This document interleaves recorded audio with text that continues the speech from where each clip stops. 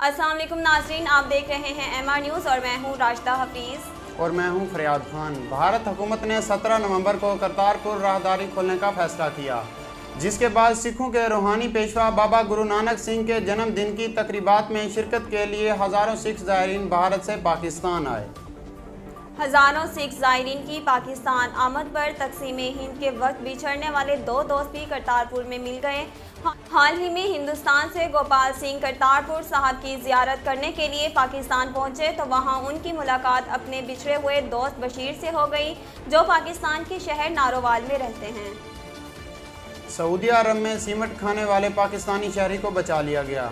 Saudi media के मुताबिक king Abdul अजीज़ अस्पताल के डॉक्टरों ने सीमेंट निकलने वाले एक पाकिस्तानी कारकुन को बचा लिया।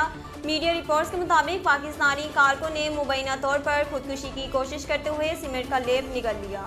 सऊदी मीडिया के मुताबिक 3 घंटे ऑपरेशन के दौरान डॉक्टरों ने मरीज के मैदे से सीमेंट की तह साफ की और 30 साला पाकिस्तानी शहरी की हालत अब खतरे से बाहर है।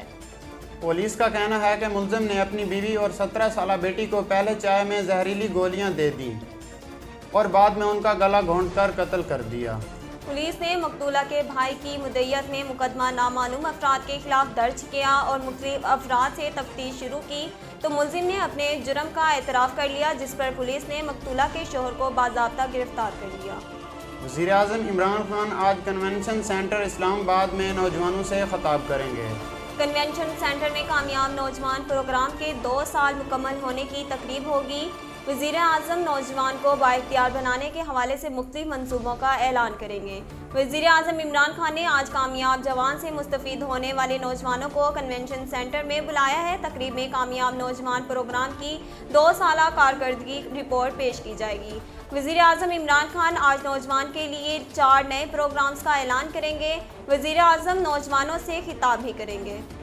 फास्ट बॉलर मोहम्मद आमिर ने कोरोना से सेहत याब होकर T10 लीग में टीम बंगला टाइगर्स को ज्वाइन कर लिया।